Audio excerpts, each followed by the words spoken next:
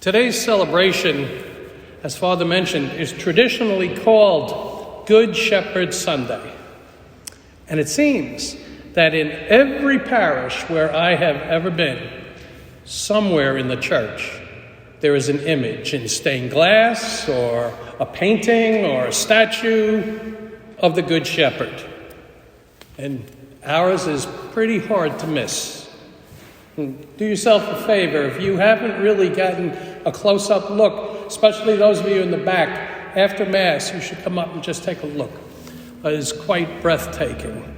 Although I will point out, and it was pointed out to me by a parishioner, Catherine Benson, she's not here, it's the bees, so she's not here, but she did point out to me that this is a perfect metaphor for parish life, because if you take a close look, you'll see that all those sheep, only one is paying attention.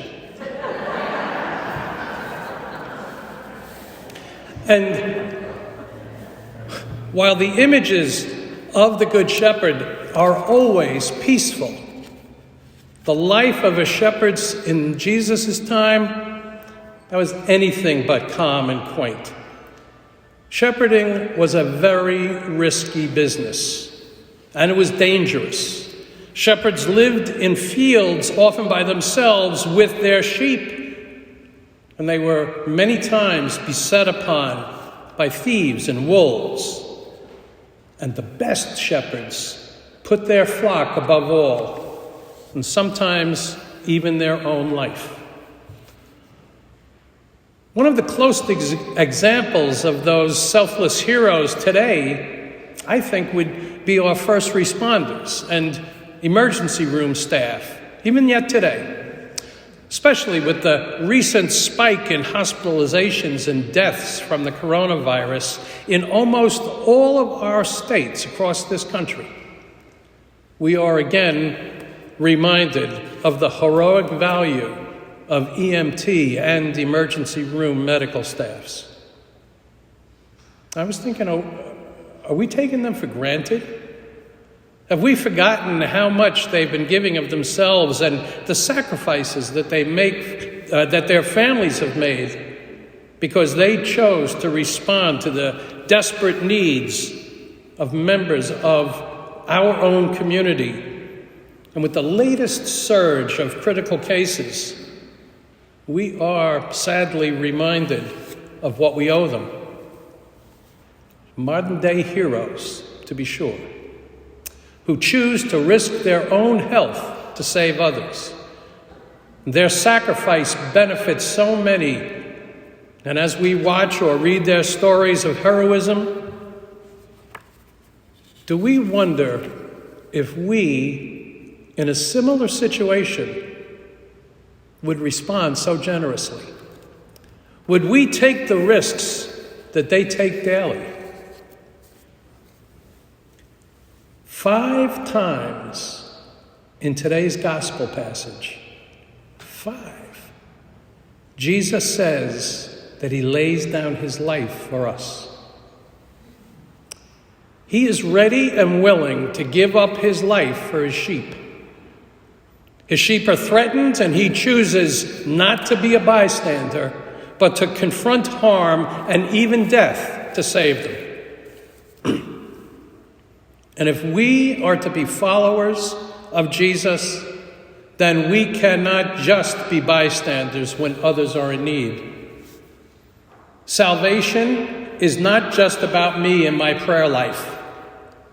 We are a community, and the care of those in need is not just a job for a few professionals. Following Jesus' example and gifted by his Spirit, we are supposed to give our lives to serve others.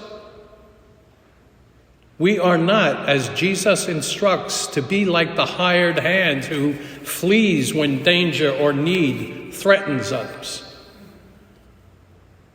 One of the so-called gifts of this pandemic is the extraordinary sacrifices and gestures of hospitality shown to those in need by our own neighbors. Strangers have become friends because they have reached out beyond the usual confines of their private lives. Here's a thought. In order to completely wipe out this horrible murderous disease, we need at least 70 to 75% of people fully vaccinated. Currently in New York State, we have about 33% fully vaccinated. And there's more than 20 million people in this state. So you do the math and you figure out how many people still need to get vaccinated. And it's not important what the motive for people's hesitation, I don't think. What is important is to put the safety of all ahead of the one. Isn't that what Jesus has just encouraged us all to do? Just as he did, putting others ahead of ourselves? After all, Jesus did not just offer his life as an example for us. His freely chosen death also released us from selfishness and self-privacy, and to do what he did for others. Jesus was not just a victim of a harsh political or religious institution or circumstances that were beyond his control. While he was willing to give obedience to God's will, he was still free to lay down his life or not. In Jesus, we have a shepherd who knows each of us by name and loves us unconditionally right now, despite our sometimes willful ways. He has willingly embraced each of us by laying down his life and then taking it up again, and sharing his risen life with us through his Holy Spirit. The missionary task that Jesus gives to all of us through our baptism is that we are to be faithful to our calling as his representatives. Shepherding hasn't stopped being a messy task. Ask any bishop in any diocese. Ask any pastor. Ask any deacon, any staff person in this parish. Ask any catechist, reader, musician, choir member, teacher, parent, or friend.